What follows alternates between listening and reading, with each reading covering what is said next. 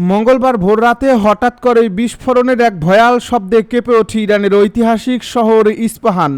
ঘুমন্ত এই শহরটি মুহূর্তের মধ্যেই রূপ নেয় আতঙ্ক আর ধ্বংসস্তূপের এক বিভীষিকার দৃশ্যে। প্রত্যক্ষদর্শীরা জানান, ভোরের আলো ফোটার আগেই আকাশ চিরে নেমে আসে শক্তিশালী বাংকার বাস্টার বোমা, যা আঘাত হানে একটি গভীর ভূগর্ভস্থ সামরিক স্থাপনায়। এই বিস্ফোরণের তীব্রতা এতটাই ছিল যে চারপাশের আকাশ কমলা রঙে আলোকিত হয়ে ওঠে এবং কয়েক মাইল দূর পর্যন্ত অনুভূত হয় শকওয়েভের কম্পন। মুহূর্তেই আগুনের বিশাল গোলায় পরিণত হয় হামলার লক্ষ্যবস্তু এলাকা, আর স্থানীয় বাসিন্দাদের মধ্যে ছড়িয়ে পড়ে চরম আতঙ্ক। আন্তর্জাতিক সংবাদ মাধ্যম দ্য ওয়াল স্ট্রিট জার্নালের তথ্যমতে এই হামলার লক্ষ্য ছিল একটি অত্যন্ত সুরক্ষিত গোলাবারুদ ডিপো, যা মাটির গভীরে নির্মিত ছিল এবং দীর্ঘদিন ধরে গোপনে পরিচালিত হচ্ছিল। এমন শক্তিশালী স্থাপনা ধ্বংস করতেই ব্যবহৃত হয়েছে উচ্চ ক্ষমতা সম্পন্ন বাংকার বাস্টার বোমা, যা সাধারণ অস্ত্রের তুলনায় অনেক বেশি বিধ্বংসী। এই হামলার পরপরই বিশ্বজুড়ে শুরু হয়েছে তীব্র আলোচনা ও উদ্বেগ, কারণ এটি কেবল একটি সামরিক অভিযান নয়, বরং একটি বড় ধরনের সংঘাত ইঙ্গিত দিচ্ছে। এই ঘটনার পরপরই যুক্তরাষ্ট্রের সাবেক প্রেসিডেন্ট ডোনাল্ড ট্রাম্প তার সামাজিক যোগাযোগ মাধ্যমে একটি নাটকীয় ভিডিও শেয়ার করেন, যেখানে একের পর এক বিস্ফোরণের রাতের আকাশ দিনের মতো উজ্জ্বল হয়ে উঠতে দেখা যায়। যদিও এই ভিডিওটির উৎস সম্পর্কে তিনি স্পষ্ট কিছু জানাননি, তবে বিশ্লেষকরা মনে করছেন এটি ইস্পাহানের সামরিক ঘাঁটির কাছাকাছি অঞ্চলের দৃশ্য।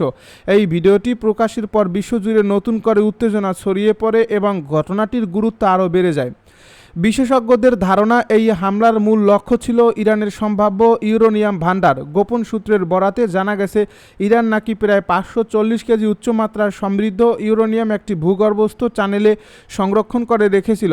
দীর্ঘদিন ধরেই এই ইউরেনিয়াম নিয়ে উদ্বেগ প্রকাশ করে আসছিল যুক্তরাষ্ট্র, এবং সেই প্রেক্ষাপটে এই সামরিক অভিযানকে অনেকেই একটি পরিকল্পিত পদক্ষেপ হিসেবে দেখছেন। বিশ্লেষকদের মতে এটি হয়তো আরও বড় কোনো সামরিক অভিযানের সূচনা মাত্র। পরিস্থিতি আরও জটিল আকার ধারণ করছে যখন খবর পাওয়া যায় যে যুক্তরাষ্ট্র ইরানের বিরুদ্ধে সম্ভাব্য স্থল অভিযানের প্রস্তুতিও নিচ্ছে। একই সঙ্গে ডোনাল্ড ট্রাম্প কঠোর ভাষায় হুঁশিয়ারি দিয়ে বলেছেন, ইরান যদি দ্রুত হরমুজ প্রণালী খুলে দেওয়ার বিষয়ে সমঝোতায় না আসে, তবে দেশটির জ্বালানি অবকাঠামোর উপর ব্যাপক হামলা চালানো হবে।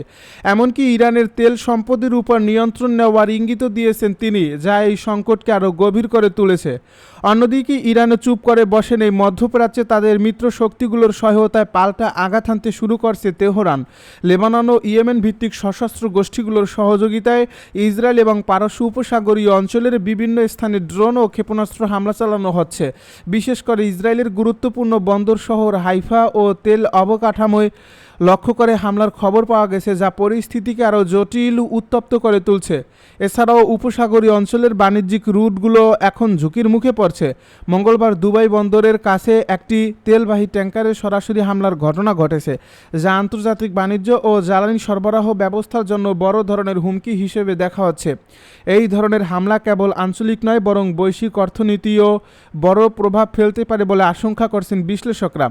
যুক্তরাষ্ট্র ও ইসরায়েলের পক্ষ থেকে দাবি করা হচ্ছে, ইরান খুব দ্রুত পারমাণবিক অস্ত্র তৈরির সক্ষমতা অর্জনের পথে এগিয়ে যাচ্ছে এবং সেই কারণেই এই সামরিক পদক্ষেপ নেওয়া হয়েছে। তবে আন্তর্জাতিক সংস্থা ইন্টারন্যাশনাল অ্যাটমিক এনার্জি এজেন্সি এখন পর্যন্ত ইরানের বিরুদ্ধে এখন সুস্পষ্ট প্রমাণ উপস্থাপন করেনি, যা এই দাবিকে সম্পূর্ণভাবে সমর্থন করে। এর ফলে বিষয়টি নিয়ে আন্তর্জাতিক মহলে বিভক্ত মতামত দেখা যাচ্ছে। অবিলম্বে যুদ্ধবিরতি সহ পাকিস্তান চীনের 5 দফা প্রস্তাব। ইরানের সঙ্গে ইসরায়েল যুক্তরাষ্ট্রের চলমান যুদ্ধ অবিলম্বে যুদ্ধবিরতি এবং যত দ্রুত সম্ভব শান্তি আলোচনা শুরু করার আহ্বান জানিয়েছে চীন ও পাকিস্তান। একই সঙ্গে দেশ দুটি হরমুজ প্রণালী সহ গুরুত্বপূর্ণ নৌপথগুলোর নিরাপত্তা নিশ্চিত করার উপর জোর দিয়েছে। খবর চীনের রাষ্ট্রীয় সংবাদ সংস্থা সিনহুয়ার। মঙ্গলবার বেইজিংয়ে পাকিস্তান ও চীনের পররাষ্ট্রমন্ত্রীর এক বৈঠকের পর ওই আহ্বান জানিয়ে যৌথ বিবৃতি প্রকাশ করা হয়েছে। এই বিবৃতিতে চীন ও পাকিস্তান বর্তমান পরিস্থিতির ভয়াবহতায় উদ্বেগ প্রকাশ করে জানিয়েছে, এই অঞ্চলে দীর্ঘমেয়াদী শান্তি প্রতিষ্ঠার জন্য সামরিক শক্তির বদলে আলোচনা টেবিলে ফিরে আসা জরুরি। মূলত হরমুজ প্রণালীতে বাণিজ্যিক জাহাজ চলাচল বিঘ্নিত হওয়ায় বৈশ্বিক অর্থনীতিতে যে নেতিবাচক প্রভাব পড়ছে তা কাটিয়ে উঠতেই এই যৌথ আহ্বান জানিয়েছে দেশ দুটি।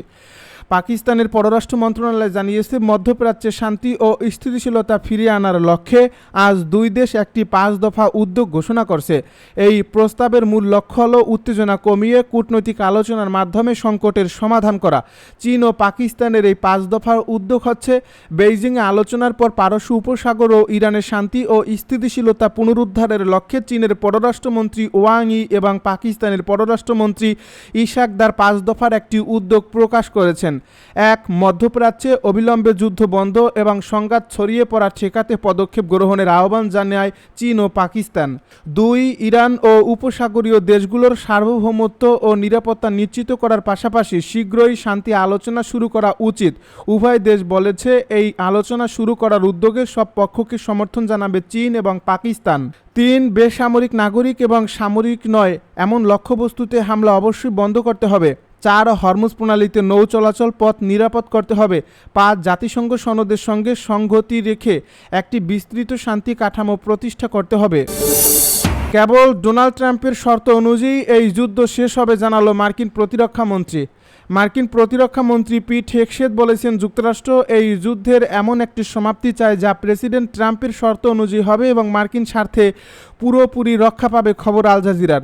মঙ্গলবার পেন্টাগনে এক প্রেস ব্রিফিংয়ে তিনি একথা বলেন। এই ব্রিফিংয়ে তিনি জানান, যুক্তরাষ্ট্রের মূল লক্ষ্য হল একটি চুক্তির মাধ্যমে এই যুদ্ধের সমাপ্তি ঘটানো। ইরান যুদ্ধের গতি প্রকৃতি নির্ধারণে আগামী কয়েকদিন অত্যন্ত গুরুত্বপূর্ণ হয়ে উঠবে। হেগসেথ বলেন, আমাদের কাজ হলো ইরানকে এটা বোঝানো যে তারা যদি একটি চুক্তিতে পৌঁছায় তবেই এই বর্তমান শাসন ব্যবস্থার জন্য তা মঙ্গলজনক হবে। আমরা সেই লক্ষ্যই কাজ করছি, তবে কোনো চুক্তি সম্ভব না হলে আমরা যুদ্ধ চালিয়ে যেতে সম্পূর্ণ প্রস্তুত। যুক্তরাষ্ট্রের এই অবস্থানকে তিনি বোমা মেরে আলোচনা হিসেবে অভিহিত করেন, অর্থাৎ আলোচনার টেবিল খোলা রাখলেও সামরিক অভিযান পুরোদমে চলবে। মার্কিন প্রতিরক্ষা মন্ত্রী স্পষ্ট করে বলেন, ইরানে মার্কিন সামরিক লক্ষ্যগুলো কখনো পূরণ হয়েছে এবং কখনো একটি চুক্তিতে পৌঁছানো মার্কিন জনগণের স্বার্থ রক্ষা করবে এ বিষয়ে চূড়ান্ত সিদ্ধান্ত নেবেন এককভাবে প্রেসিডেন্ট ডোনাল্ড ট্রাম্প। ইরানের সম্ভাব্য স্থল অভিযানের বিষয়ে এক প্রশ্নের জবাবে হেগসেথ বলেন, মার্কিন সামরিক বাহিনীর সক্ষমতার উপর ট্রাম্পের পূর্ণ আস্থা রয়েছে। তিনি বলেন, প্রয়োজন হলে আমরা সব ধরনের সামরিক বিকল্প ব্যবহার করতে পারি, আবার হয়তো করার প্রয়োজন নাও হতে পারে। আমাদের রণকৌশল হবে অনিশ্চিত, যাতে শত্রুপক্ষ আগে থেকে কিছু করতে না পারে। ন্যাটো মিত্রদের সমালোচনা করে হেগসেথ বলেন, সংকটের সময় তারা সাহায্য না করে উল্টো যুক্তরাষ্ট্রকে প্রশ্নবিদ্ধ করছে। বিশ্বের অন্যান্য দেশগুলোরও উচিত এই গুরুত্বপূর্ণ নৌপথ রক্ষায় এগিয়ে আসে। মধ্যপ্রাচ্যগামী মার্কিন বিমানকে সামরিক ঘাঁটি ব্যবহারের অনুমতি দেয়নি ইতালি। মধ্যপ্রাচ্যগামী যুক্তরাষ্ট্রের সামরিক বিমানকে সিসিলরে একটি সামরিক ঘাঁটিতে নামার অনুমতি দেয়নি ইতালি। মঙ্গলবার ইতালির রাষ্ট্রীয় সম্প্রচার মাধ্যম RAI খবর জানিয়েছে। এই প্রতিবেদনে বলা হয়, ইতালির প্রতিরক্ষা মন্ত্রী গুইডো ক্রুশেত্তো সিগনোলা ঘাঁটি ব্যবহারের জন্য যুক্তরাষ্ট্রের একটি অনুরোধ প্রত্যাখ্যান করেছেন। বিমানগুলো মাঝ আকাশে থাকাকালীন এই অনুরোধ জানানো হয়। এই প্রতিবেদনে বলা হয়েছে, এই ফ্লাইটের জন্য আগে থেকে কোনো অনুমতি চাওয়া হয়নি বা ইতালির সামরিক নেতৃত্বের সঙ্গে কোনো পরামর্শ করা হয়নি। ফ্লাইটগুলো মাঝ আকাশে থাকা অবস্থায় বিষয়টি জানানো হয়, তবে তদন্তে দেখা গেছে এগুলো সাধারণ কোনো লজিস্টিক ফ্লাইট ছিল না, যার ফলে ইতালির সঙ্গে বিদ্যমান চুক্তির আওতায় একে ব্যবহারের অনুমতি দেওয়া সম্ভব হয়নি। ইরানে 300টিরও বেশি চিকিৎসা কেন্দ্র এবং 760টি স্কুলে হামলা। ইরানে যুক্তরাষ্ট্র ও ইসরায়েলের হামলায় এ পর্যন্ত 90,063টি আবাসিক ইউনিট, 307টি স্বাস্থ্যসেবা ও চিকিৎসা কেন্দ্র এবং 760টি স্কুল ক্ষতিগ্রস্ত হয়েছে। ইরানের রেড ক্রিসেন্ট সোসাইটি এই তথ্য জানিয়েছে। গত 28 ফেব্রুয়ারি থেকে ইরানের হামলা চালিয়ে যাচ্ছে ইসরায়েল ও যুক্তরাষ্ট্র। দেশ দুটি শুধু সামরিক স্থাপনায় হামলা চালানো হচ্ছে দাবি করলেও বেসামরিক স্থাপনাও রেহাই পাচ্ছে না। ইরানের স্বাস্থ্য মন্ত্রণালয়ের গতকালের তথ্যমতে দেশটিতে চলমান হামলায় নিহতের সংখ্যা 2076 জনে দাঁড়িয়েছে। আহত হয়েছে 24,000-এর বেশি মানুষ।